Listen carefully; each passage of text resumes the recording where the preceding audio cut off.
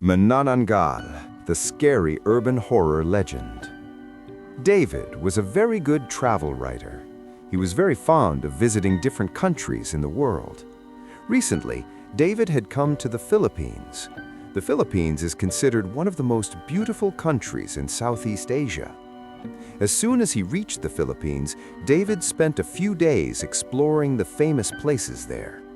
He had heard a lot about the many beautiful villages of the Philippines. As soon as he reached the Philippines, David spent a few days exploring the famous places there. He had heard a lot about the many beautiful villages of the Philippines. After seeing some small cities and villages, David had now reached a very small village in the Visayan Islands. That place was very beautiful, and the people there were also very friendly. One day, David was sitting near the city river. That's when he saw a woman wearing a Philippine hat called a salakot coming near the river to fill a bucket with water. David also wanted to take some human portrait photos for his blog. David started taking photos of that woman for his blog. Suddenly, while filling water, that woman's hat fell off, and when David saw her face, he became lost in it. That woman was incredibly beautiful. He had never seen such a beautiful woman anywhere until today. Seeing her face, David just kept staring at her. But as soon as David clicked her photo, the woman's attention went toward him. She realized that David was taking her picture. Suddenly, that woman became very nervous. She covered her face with her hat, threw the bucket right there, and immediately ran away. David felt that perhaps he had made her feel uncomfortable, and he started feeling very bad. The sun had set, and David went back to the only hotel in that small village. He was very tired, so he fell asleep as soon as he lay down on the bed. While David was in a deep sleep, he felt as if someone was breathing near his face. As soon as he opened his eyes, his heart drifted into terror. A woman was sitting near his bed, whose face was also covered with a Philippine hat. Only the woman's lips were visible. David jumped out of his bed in shock. He went and stood near the door and started asking the woman who she actually was. That woman said nothing and remained sitting there frozen. David asked her again. Suddenly, that woman turned her neck toward David and started laughing in a very strange way. Her lips were completely black, and David could see long, rotten, sharp teeth in her laugh.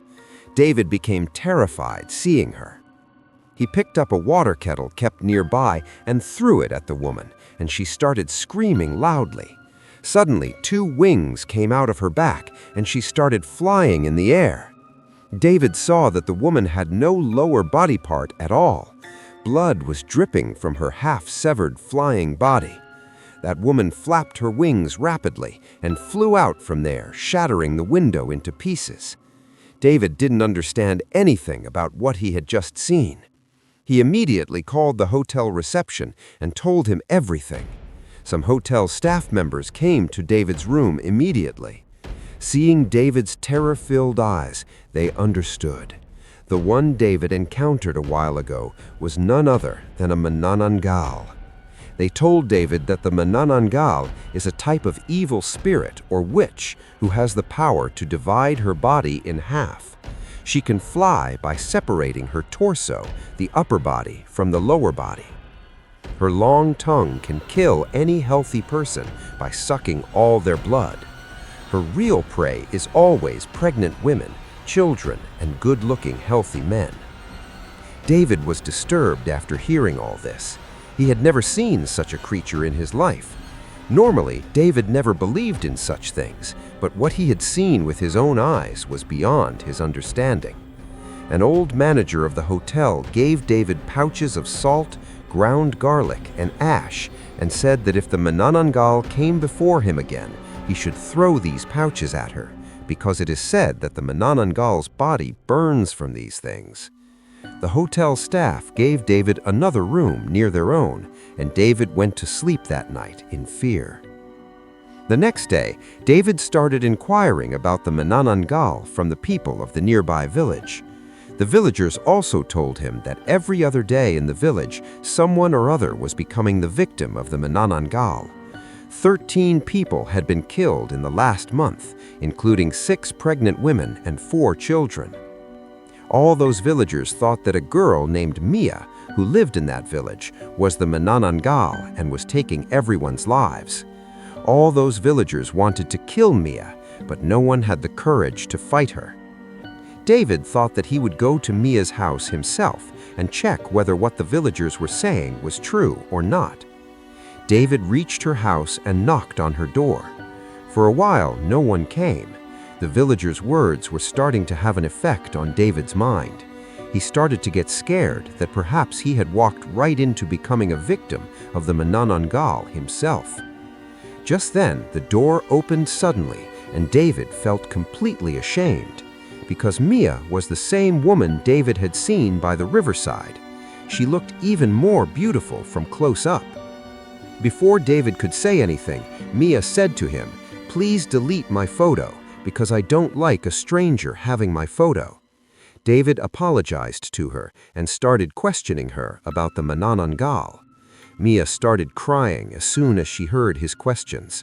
Mia told him her whole story, how she used to love a village boy named Kidlat, who was her childhood friend. But just 3 weeks ago, on their wedding day, that boy became a victim of a Manananggal. All the villagers thought Mia was the Manananggal, and they kicked Mia out of the village. And now Mia has Kidlat's 1-month-old baby in her womb, for whom she is very scared. David apologized to her and told her that he was now convinced that Mia was not the Manananggal. The two of them kept talking for a long time. In the coming days, the two became very deep friends and started spending the whole day together. David was sinking deep into love with Mia. He had decided that he would take Mia back to Canada with him and would take care of her and her child. Both of them were going to leave that village for Canada the very next night. The next night, around 9:30 p.m., David set out toward Mia's house. On the way, he suddenly saw something flying in the forest and vanishing into the sky. David stopped there and started going toward the forest. Just then, in the darkness, his foot hit something. When he saw what that thing was, he went numb with fear. In front of him, the half-body of a severed woman was lying on the ground, twitching. He understood that the half-body belonged to the Manananggal.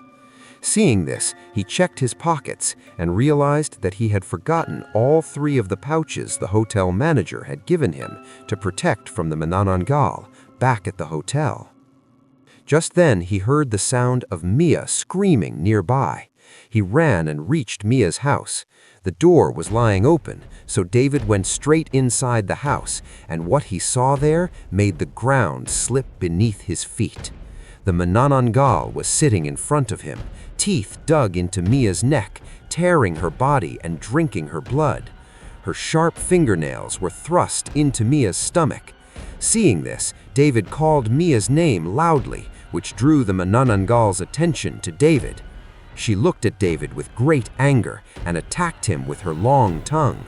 Before David could get up and do anything, the Manananggal picked up the dead baby from Mia's stomach in her hands and rose up. David tried very hard to wake Mia, but she was dead. After this incident, everyone found out that Mia was not the Manananggal. David went back to Canada after this accident, but he will hardly ever be able to forget that Manananggal.